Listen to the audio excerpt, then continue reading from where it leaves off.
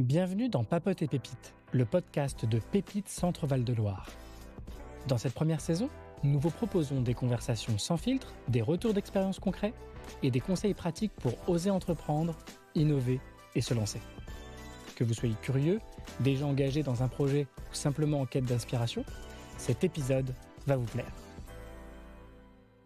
Bonjour à toutes et à tous, on se retrouve pour un nouvel épisode avec cette fois-ci Christelle Rivas qui va pouvoir se présenter. À toi Christelle. Bonjour Jérémy. Alors moi je suis Christelle Rivas, donc je travaille pour Pépites Centre Val de Loire.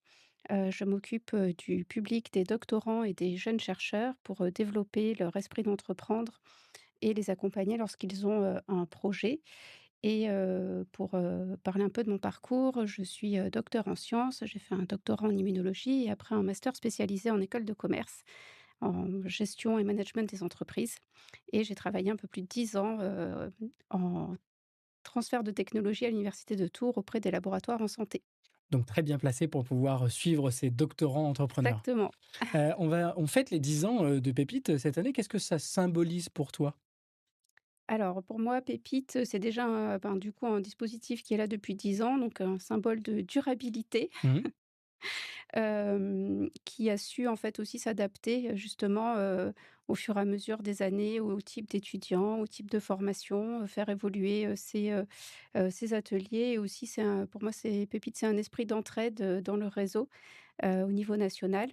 C'est aussi une diversité de plus en plus grande d'étudiants. On touche, justement des publics, qu'on touchait moins avant, justement comme les doctorants, les jeunes chercheurs, les artistes, les filières de BTS aussi. Et du coup, on fait aussi tout ça, de plus en plus au plus près des territoires, notamment avec, les campus, Pépites qui vont arriver, dès l'année prochaine. Donc, OK. je Tout un tas dirais que d'événements, de temps forts que vous organisez, exactement, depuis 10 ans. exactement. Donc, une belle réussite.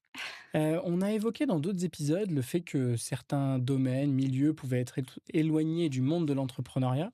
De premier abord, on pourrait se dire, tiens, un doctorant, on se dit pas: «Tiens, entrepreneuriat» tout de suite, on n'attacherait pas à l'entrepreneuriat. Et qu'est-ce que tu pourrais dire justement à un doctorant qui hésite potentiellement à passer le pas de l'entrepreneuriat?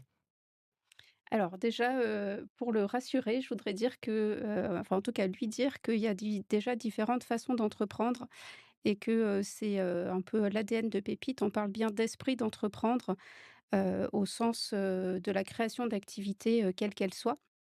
Et qu'on peut entreprendre dans, tous les domaines possibles, qu'on soit en sciences humaines et sociales, en sciences plus, dites dures et qu'on peut aussi entreprendre sous, plein de formes différentes. Ça peut être, des entreprises classiques, qu'on connaît ou des startups avec des choses très technologiques, mais ça peut aussi être des associations, des collectifs, et sous des formes de coopératives, voilà, sous plein de formes différentes et dans, plein de domaines différents. Parce que des fois, je sais que c'est quelque chose qui peut faire un peu peur aussi, aux doctorants et à certaines thématiques quand on parle d'entrepreneuriat.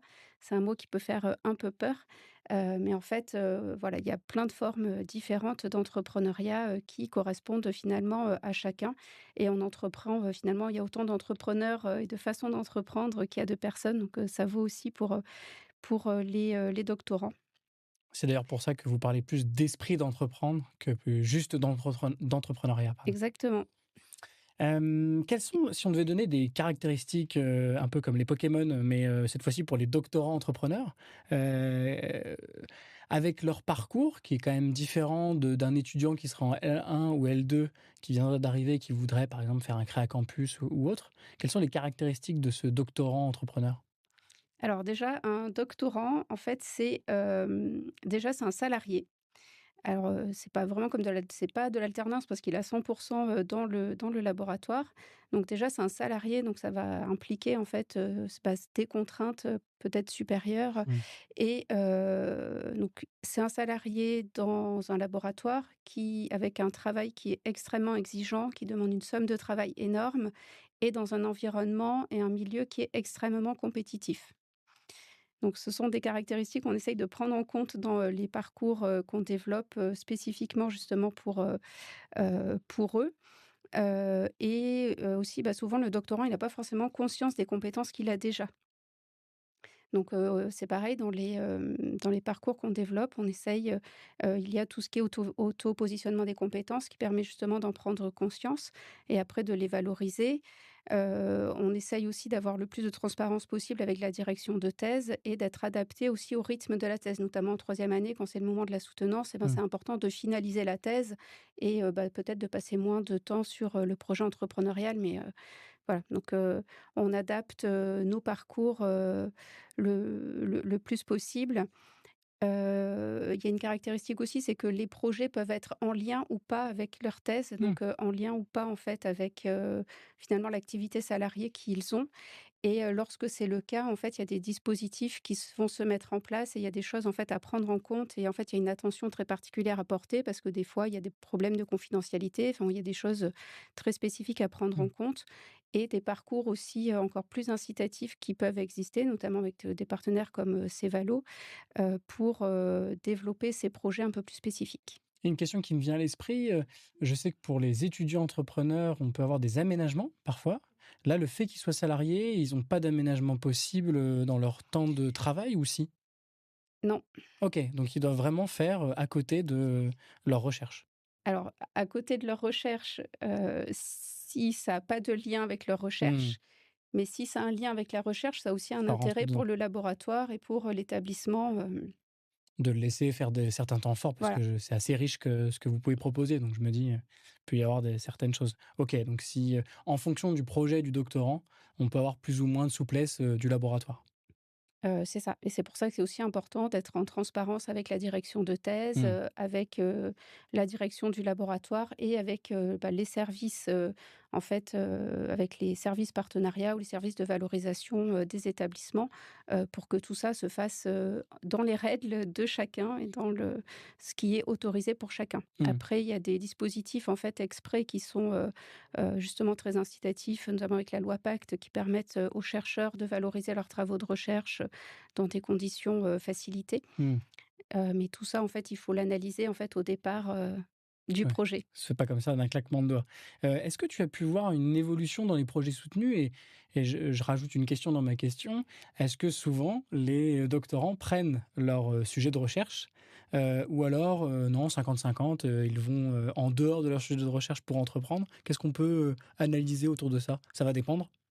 Alors, ce qu'on constate, bon, pas c'est un chiffre, national, c'est, de en le nombre de projets d'étudiants qui sont en lien avec leur thèse, c'est 2 tiers des projets. OK. Voilà. Donc, Donc, l'autre tiers, se lance vraiment sur, un domaine qui peut être totalement différent. voilà, qui peut être totalement différent et tous les autres, c'est en lien avec leur thèse et c'est, alors c'est souvent en sciences humaines et sociales. On a de plus en plus justement de projets, Mmh. qui sont en lien, enfin qui sont dans le domaine des sciences humaines et sociales. Ce qui est plutôt une nouveauté par rapport à, auparavant, on était sur les sciences que tu disais, plutôt dites Oui, dures. il y a des études aussi là qui ont été faites Ouais? notamment en 2024, par, Opinionway pour, BPI et le réseau national, des écoles doctorales et donc c'est, 60 en fait des doctorants qui pensent que justement les chercheurs ont des compétences transversales pour entreprendre Mmh. et c'est 25 qui, pensent poursuivre, en fait Projet entrepreneurial. enfin, pardon, qui souhaitent créer une entreprise à la suite de leur doctorat. Mmh. Oui, donc ça, enfin, il y a vraiment une transformation possible. En fait, après, c'est pas juste, Voilà, pour développer juste de nouvelles compétences, c'est grandes ça. guillemets. Et il y a un vrai aussi, une vraie enfin, quand on fait de la recherche, on la fait aussi pour avoir un impact ou pour apporter quelque chose et que les la recherche apporte quelque chose à la société. Donc, ils ont souvent une envie que ce qu'ils font, ça puisse arriver au prochain vaccin contre le cancer, je sais pas, ou au Mmh. prochain Bien sûr. dispositif qui va aider, pour le développement durable et cetera. Donc dans les 25 qui ont envie de créer une activité à la suite de leur doctorat, il y en a 75 pour qui c'est vraiment, en lien avec leur recherche. Mmh. Eh bien, merci beaucoup Christelle. Peut-être que la prochaine fois, pour la saison 2, on pourra inviter directement plusieurs doctorants qui auront entrepris, leur projet, ou pas dans leur domaine de recherche et nous, on se dit à très bientôt. Merci Jérémy. Merci d'avoir écouté cet épisode de Papote et Pépites. Pour aller plus loin, découvrir d'autres témoignages ou rejoindre l'aventure Pépites Centre-Val de Loire, rendez-vous sur notre site internet et nos réseaux sociaux. Et surtout, n'hésitez pas à partager le podcast autour de vous et à écouter les autres épisodes de cette saison. À très bientôt!